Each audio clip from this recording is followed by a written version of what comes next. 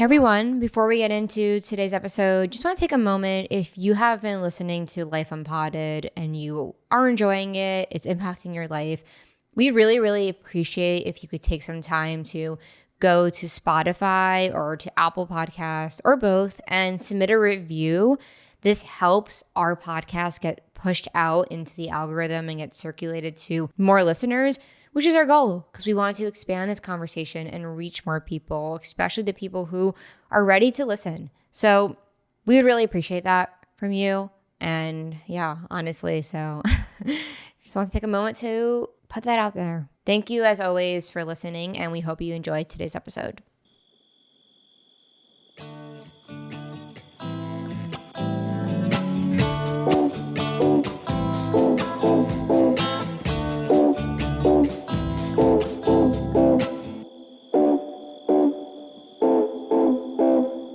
Hey everyone, and welcome to Life Unpotted. This is Daisy.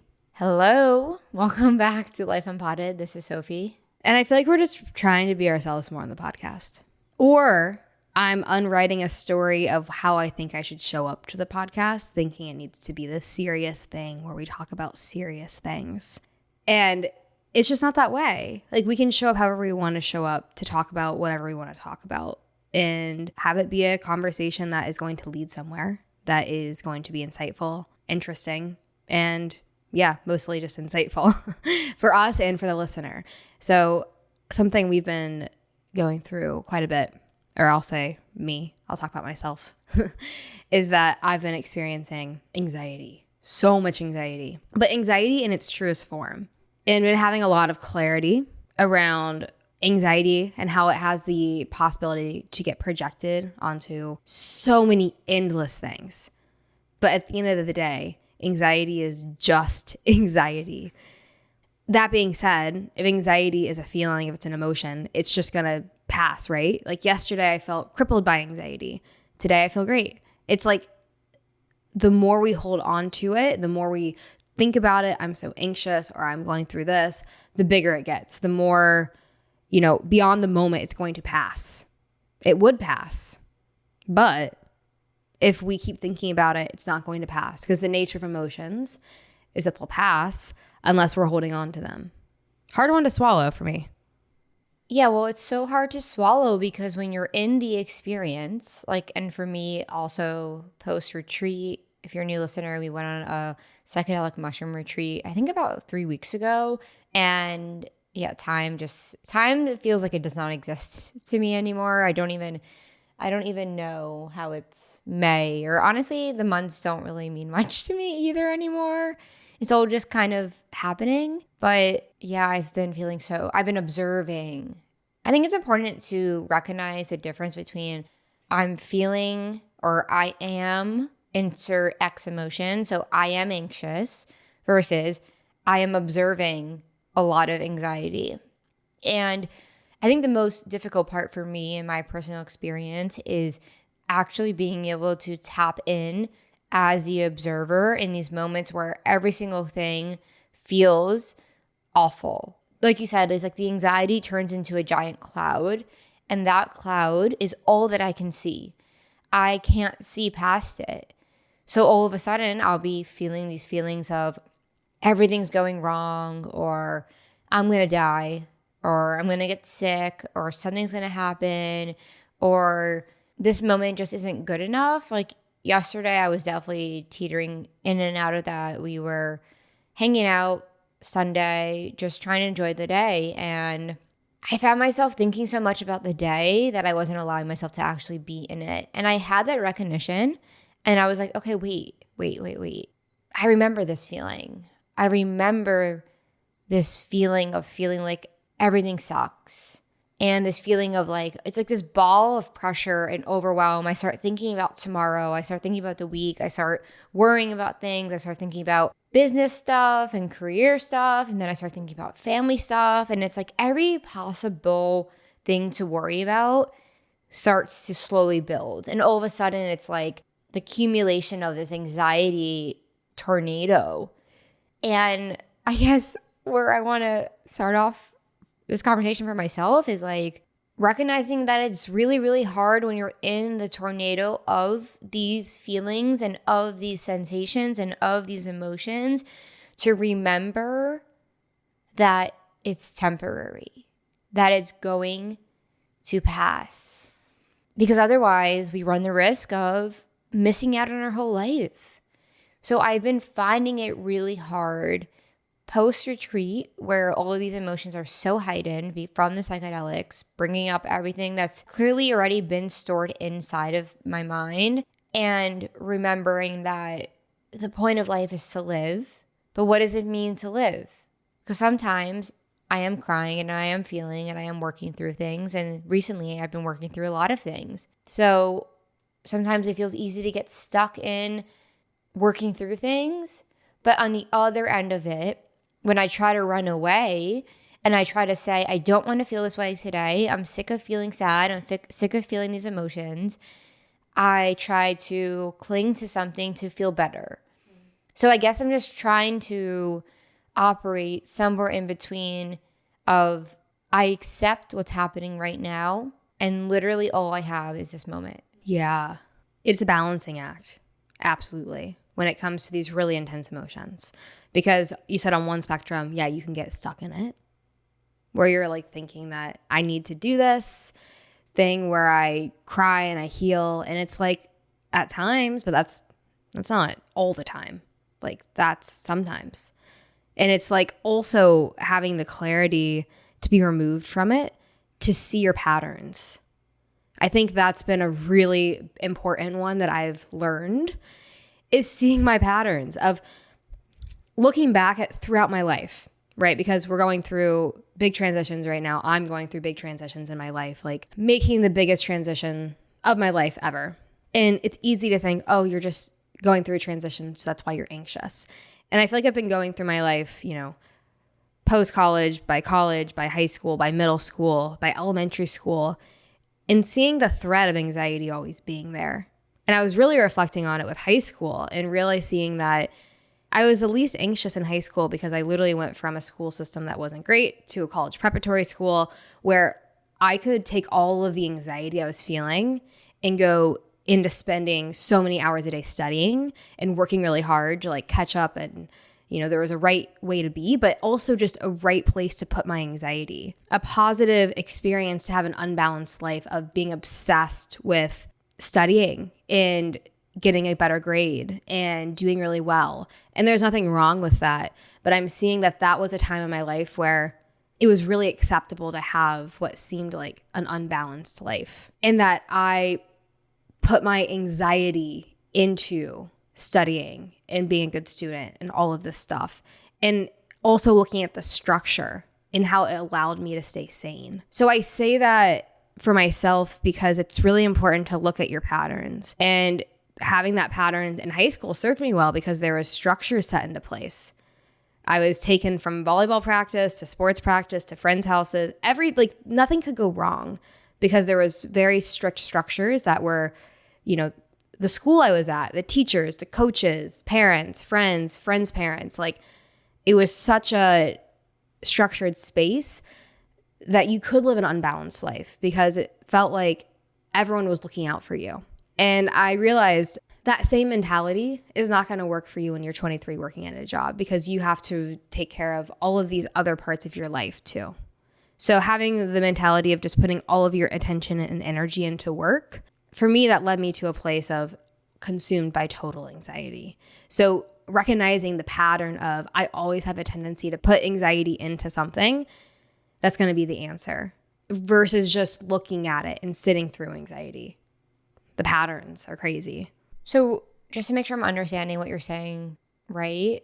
That when you're reflecting on high school and you're reflecting on how the anxiety was always there, like this thread of always worrying, but it's easier for that to feel masked. It's easy for that to not really have a chance to rise to the surface because we can suppress and push things down when our external world is so structured that we are so caught up in thinking there's such thing as controlling your life, controlling this existence, right or wrong, right path, wrong path, drawing a contrast to graduating and coming out of the school system and going to college, more uncertainty, graduating college, working world, the most uncertainty ever. Like I reflect on when I graduated law school and I was so anxious. And I've been reflecting on recently too, how I was so anxious when I was taking the bar exam. And there would be nights where I was like, I thought I had insomnia. I wouldn't sleep and I would be up all night and like trying so hard to sleep, putting on like Grey's Anatomy, putting on these Netflix shows. And there's a time where I was just like crippling fear, crippling everything. And that was a really big point of my life where there was so much uncertainty. Am I going to pass this test? And at the time, I view that in such an all or nothing mentality because I wanted to pass the bar exam and I wanted to become a lawyer. Right, that's the mentality that seemed to be allowed in school. When the only thing that matters is how well you're going to do on this test, because the rest of your life is predicated on that. So it's acceptable to be like, to not have a balanced life and to just be so focused, putting all of your attention onto studying for this. That's the experience I was saying. I think being in a structured system where you're taking the next step, it makes sense to put all of your energy into doing well in that next step. So when you rip away that certainty, even just going into the working world, but fast forward to where we're at now, when you're trying to create something on your own, the floodgates are from left and right. Like there's not one next step. There's 5 billion steps and you could take any one of them and that would be okay. So it's like the anxiety is ever present if you aren't controlling it or in a way aware of it and allowing it to just be there versus letting it impact you. Well, I was thinking when you said it's acceptable to be anxious in these academic career ways of how we look to society. And I think of the law firm I was at, work really hard. If you're at the office till midnight, kudos to you. You're going to get a raise. And it's interesting at my job, I almost feel like people would try to show off with how hard they were working. And they would try to find value in, I slept 4 hours last night, so I'm more valuable. Well, it's really important to note that our idea of the experiences we're talking about, what you're describing at your law firm, or I resonate with that working at, even from high school to college to in the working world, working hard can mean many different things. And I think I'm redefining what it means to work hard, because working hard used to mean to me, how little care can I give myself? What's the smallest amount of care I can give to myself so I can free up all of that energy to give it to what I'm working toward?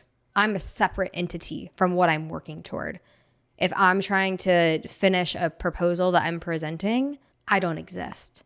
My feelings don't exist. My body doesn't exist. I'm fueled by anxiety. Like that definition of working hard doesn't add up. But that is something that you and I have both shared that experience. So it must be a larger experience. It must be relevant for that idea of working hard. Because what would you say the alternative to working hard is? I know they say working smart. I'm going to pause there because what does working hard mean to you? Or what did it mean to you and what does it mean to you now? Well, it's so interesting because I'm thinking about how it feels like for my life personally, the reason why I have so much awareness now is correlated with the amount of space and time I have to reflect. So leaving my job and having time to make massive changes and go through massive changes has broken so much of that structured life that now I can actually get a clear view on, holy shit, my body has been hurting so much for the past 5 years. My jaw is so tight from all of the stress and grinding my teeth throughout law school, throughout college, probably even. or my stomach always aches, or all of these what feel to have manifested to physical ailments at the time when I was grinding, quote unquote, for all those years. I was so unaware of my body and my physical state and my mental state because all I saw, eye on the prize. And now, yeah, I have the time and space to zoom out, to comprehend mortality, to comprehend the fact that I'm existing on a planet in the middle of a galaxy with other human beings who also have a heart beating and who are also just me and different versions of myself. But the society and the illusion that we've created as humans to build all of these structures in place really just end up being means of distraction. And so I reflect to who is ever listening to this and wondering if other people have the time to, it's not even time. Like I feel like I don't know if I agree with, yes, time makes a huge difference, but when you start questioning who you spend your time with, where you're working, and really it's like, it's not even these external things. It's like it's all your internal world. So when you start questioning the way that you show up every single day and the way that you react and kind of do I feel at peace right now? Do I feel content and at peace right now in my life?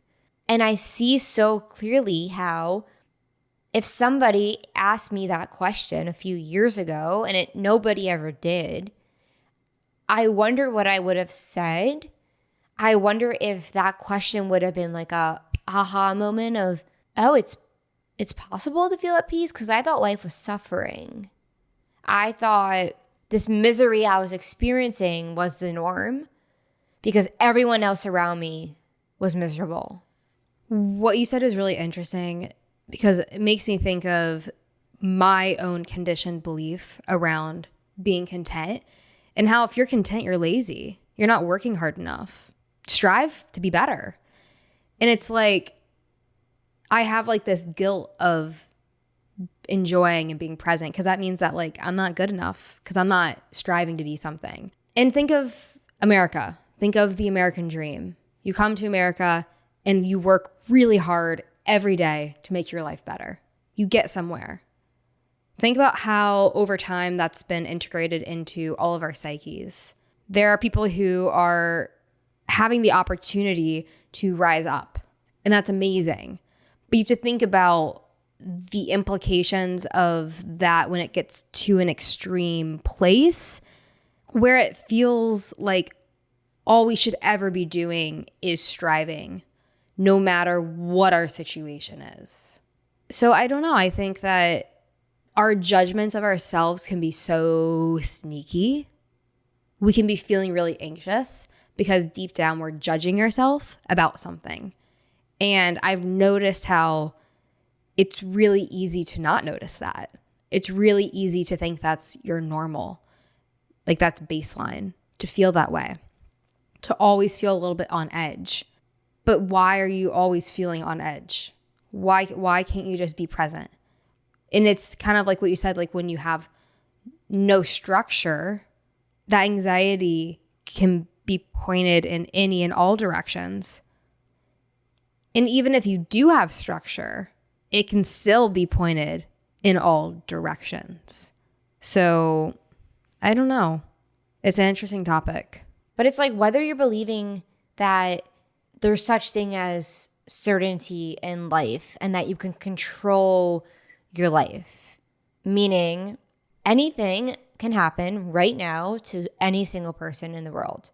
There are numerous factors that are not within our control.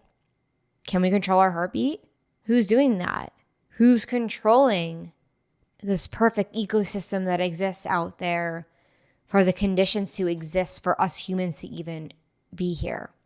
And I just think that it's so interesting to draw this parallel to all this time that we have now to make these changes in life. And again, like, it's not time, it's choosing to question how you've been living and recognizing that you have felt awful your whole life. Like, that's a realization I've been having, but it's not obvious. I think that's what I'm trying to get across. Like, when we're so caught up in chasing something, or I'm going to get married, or I'm so focused on this relationship, like when we're looking to find something in the future that will satisfy us permanently, it's like this never-ending chase your entire life that you think you will finally feel better from something else. And it never, ever comes. There's nothing we'll ever be able to grab onto and hold onto. Everything's fleeting. Everything. So I think what I was just trying to say is that, yeah, I did not know that I could exist in a state of peace. And you may ask, so why does that matter? Because you're killing your body. Like, you're destroying this vessel and this mind when you're working so hard because you hate yourself. And you're working so hard because all you want to do is prove yourself to your parents, or prove yourself that you're a good enough person, or that you're valuable.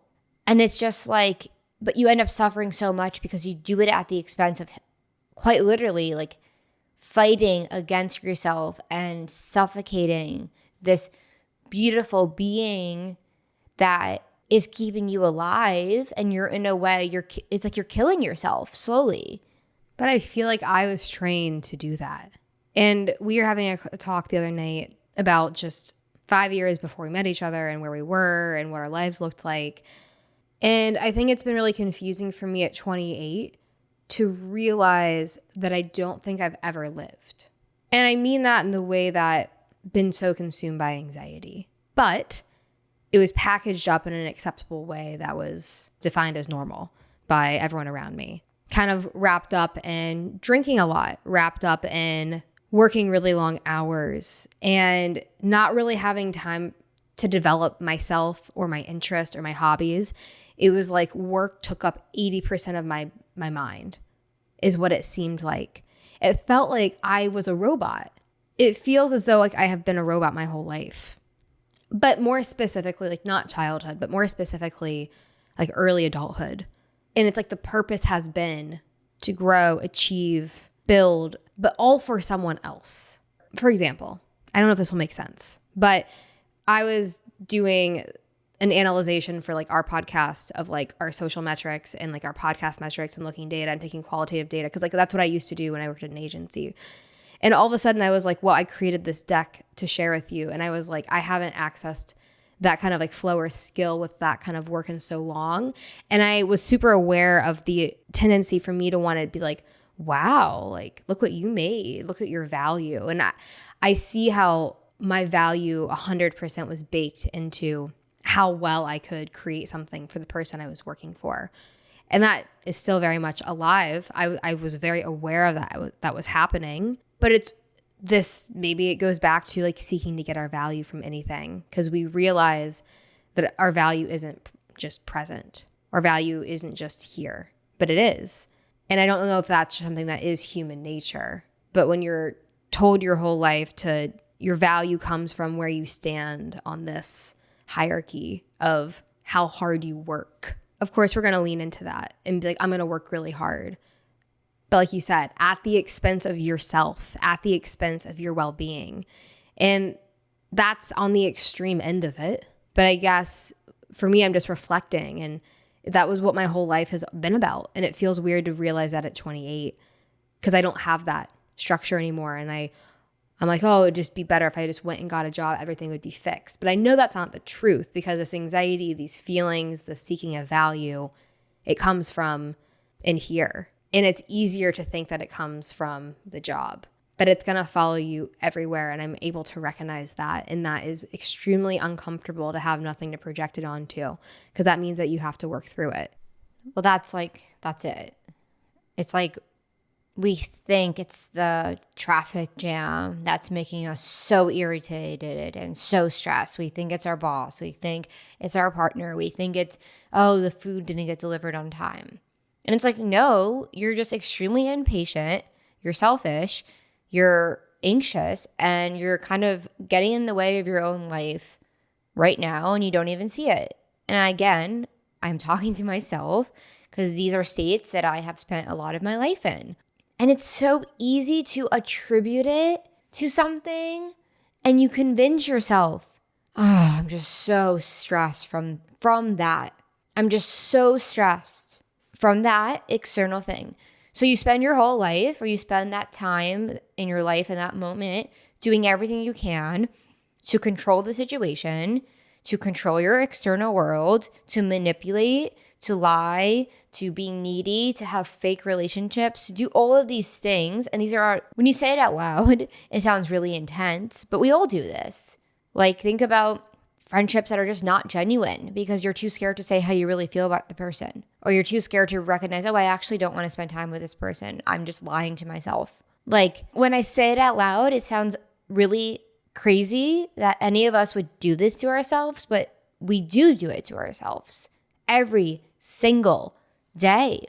And sometimes I wonder, like, what is it going to take for you to realize that your life is passing by you? You're already 30 years old and you're carrying over the same freaking patterns. They're still following you. That feeling of, I can't relax, or I just don't feel like I have enough. And it's like, snap out of it. Sometimes I feel like I need harsh love towards myself to be like, hey, listen up. You have a life to live. There's a lot of beautiful experiences and beautiful moments, endless love to experience in this life through connection that we can have with others and through connection we can have with ourselves.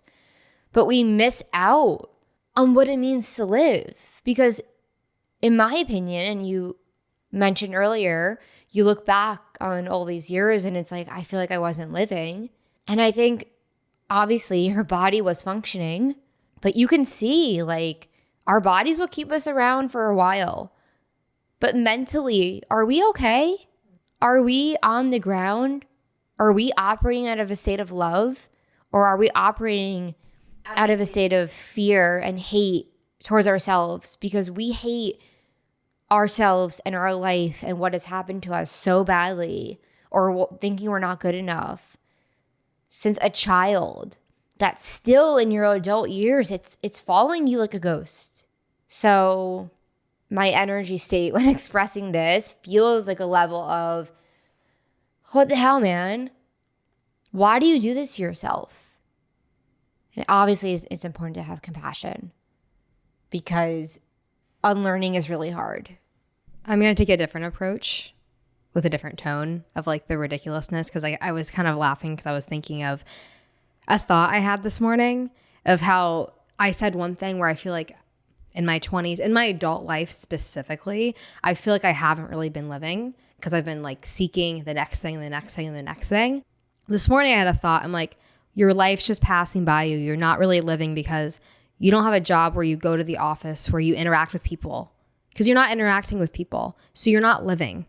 And it's really contradictory.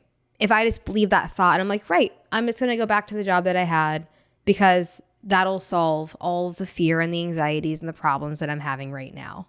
Because my mind's telling me that, right, that'll solve it because you had that in the past and it wasn't as bad as where you're at now. It wasn't as scary. You felt like you were living. But the reality is that no, that wouldn't solve anything. And on the other end of it, I'm so much more aware and connected to myself that it would probably just cause more problems. Would I like my coworkers? Would I like where I'm going? Would it feel like I didn't like it? Like all of these other components. It's like the whole thing of like the grass is always greener.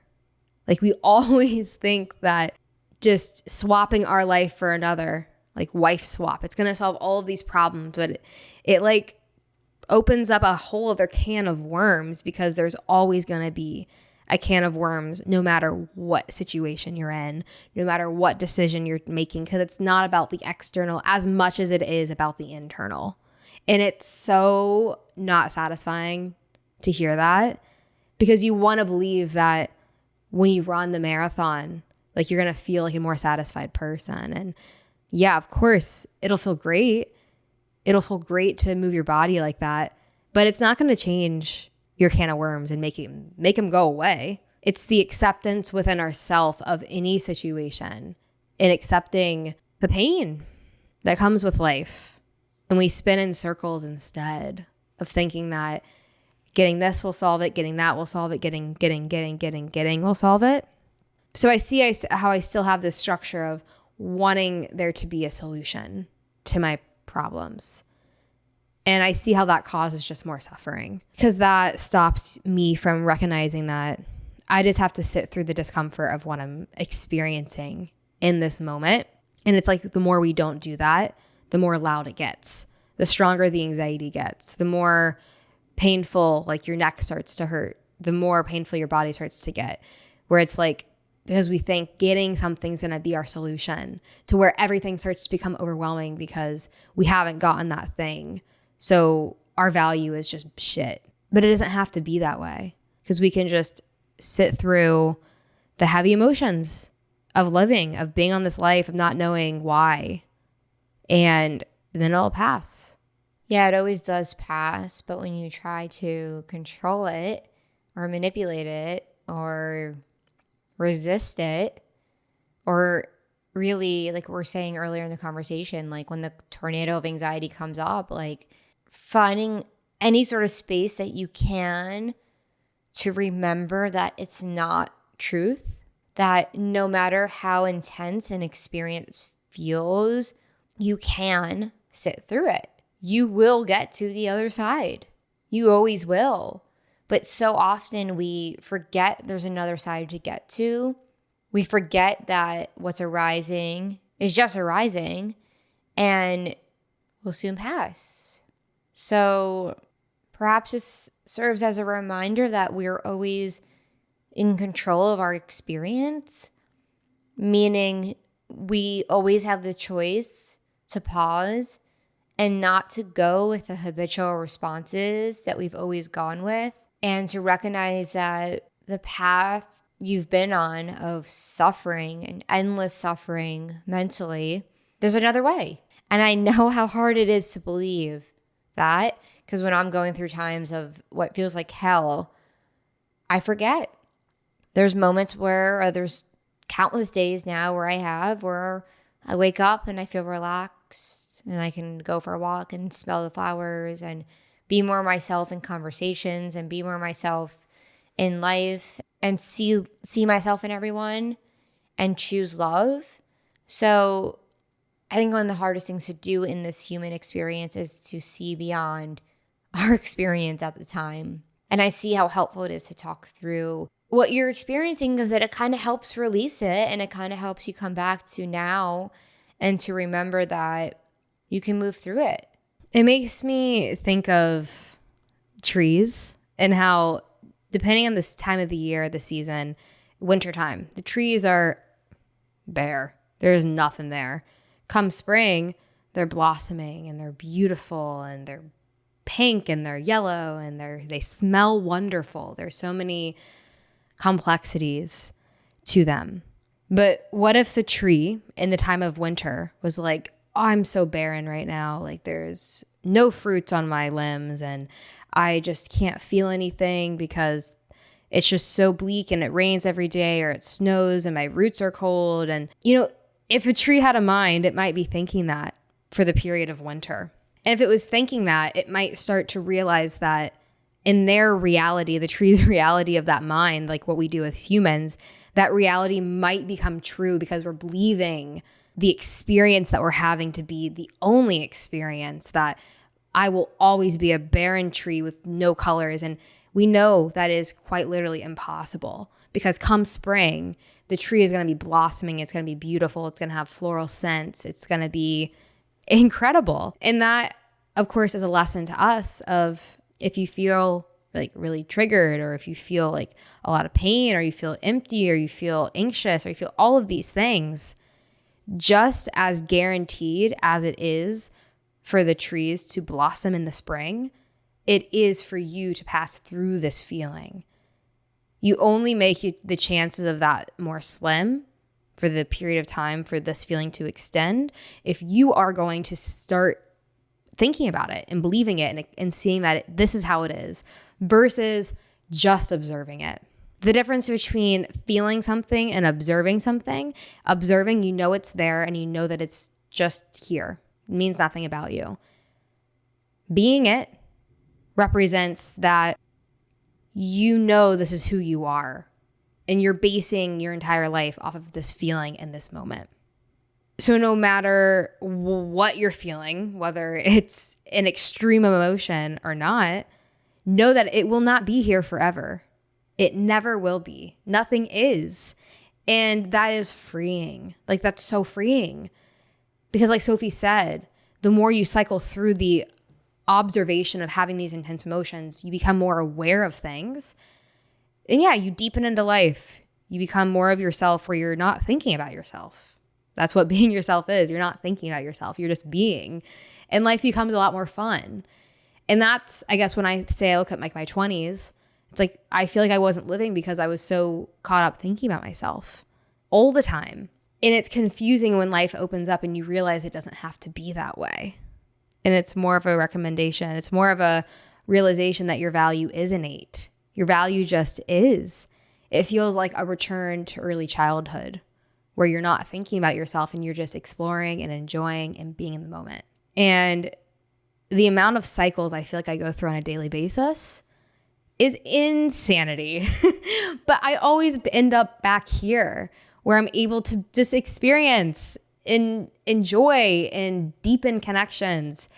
It is not a journey for the weak. It's not a journey. It's just settling into an idea of your emotions makes every day that experience. But if we're brave enough to challenge the discomfort of saying, I don't know if I'm that or not, I don't know if I am, we want to cling on and hold on to these emotions that have defined us. And it's really uncomfortable to let that go. Maybe more uncomfortable than feeling that, but that's because the emotion doesn't want to go. As soon as you allow yourself to realize, like, maybe I'm not that way, you're free. Or maybe that's not true. Maybe what I'm so convinced is happening right now. Maybe I'm so convinced that the person I'm talking to hates me or is frustrated with me, or everyone's thinking about me and everyone's judging me. That chaotic nature of the mind to constantly think and ruminate and create a story. And all it takes is recognizing that that's happening. Because when we recognize that that's happening, the space opens up for us to feel separate from all that happening. Because if you're able to observe the happening, if you're able to say, oh shit, I am thinking a lot and I am ruminating a lot. Who's doing that? It's you as the observer. You're not those thoughts, and the thoughts are not reality. What is reality is what is in front of you. And I don't mean the idea you have about what's in front of you, but it's quite literally, what colors do you see? I see a lamp, I see a MacBook, I see a dresser, I see my slippers, I see Daisy, I see our microphones, I see our phones. That is the real experience right now. And you might say, oh, but that experience isn't good enough. Watch.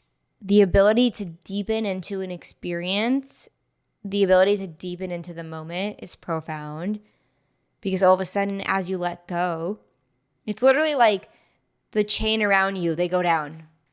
Like the jail cell you're in goes down, and you realize, oh, I can play here. I can have fun. I can be in life to my fullest potential. That the richness of life, the most amazing full moments of life, can be found in any moment. So it's about letting go of, what is your idea of what that looks like? What does it mean to you to have a rich and fulfilling life? Think about that. Because for me personally, the beliefs I've had about what it means to have a rich and fulfilling life have kept me from actually experiencing the richness of life. Because maybe it was what was always in front of you this whole time.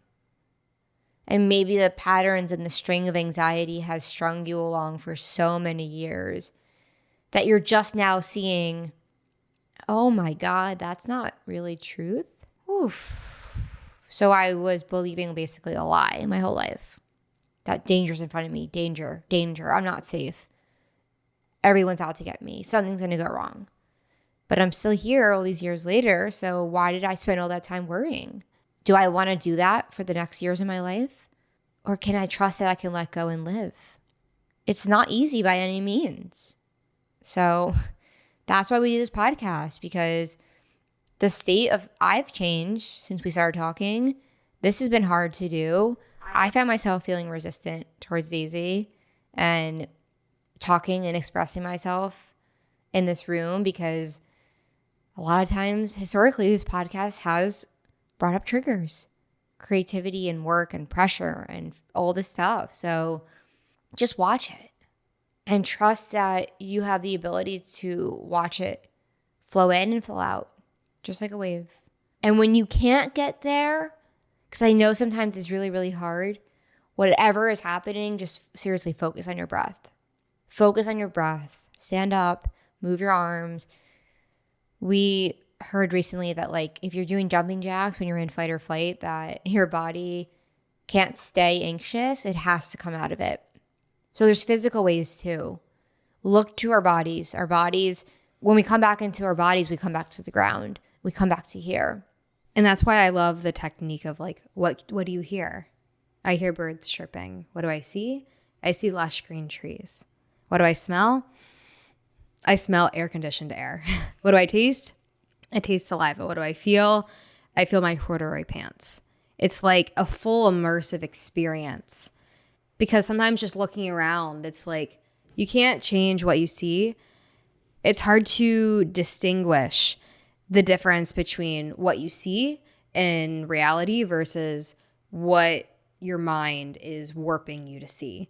So it's almost like when you have the full experience of all of these different things, that smell, touch, it's like it helps bring you into this moment and not tuck yourself away into a small dark corner where you actually aren't feeling anything anymore. The best thing you can do is to keep feeling it, keep staying. And I'm talking to myself, because you can't always decide to run away from everything and look at everything as a big trigger and a big pain and all of this. But the best thing you can do is keep your feet walking down the path, because the longer you're able to do that, eventually everything will subside. The clouds will break, the rain will stop. But if you settle on that you feel this way and that you are this way and life is this way, if you settle and decide that, your reality will reflect that. But it's being able to recognize that I'm experiencing that right now, but I'm going to keep going regardless. I'm not going to get off this train. I'm not going to get off at this stop and just let this take over my life. I'm going to just keep walking around observing the feeling, because that allows me to stay open to all of the positive things that we can experience and we can feel. By positive, I mean like things we enjoy, feelings of ease, contentness, love. It's guaranteed if we settle on this idea of distrust or anxiety, we're locking ourselves into that. So we're not going to feel those other things. We're just going to feel that. So that's why the observation of our emotions is so powerful, because they're always fleeting. And if we can accept that, we can just keep going throughout our lives and actually being here, flowing in and out, oscillating between reality and our minds more quickly, so that we spend less times in our mind and more times in reality. And that's what we're going through. And that's the transition that I've never lived like this before, where I am taking accountability for my feelings and emotions. And that's really hard, but also really gratifying and satisfying. And it's life. It's what life is. It's life. And I choose to live it, to fully live it like that, because that's growth. That's growth. So we can wrap it up. Been a good convo. I feel like the themes of this conversation were anxiety, letting emotions work through ourselves and not tainting our reality, being able to cycle through emotions and not settle on them. That seemed like a big theme of where we got.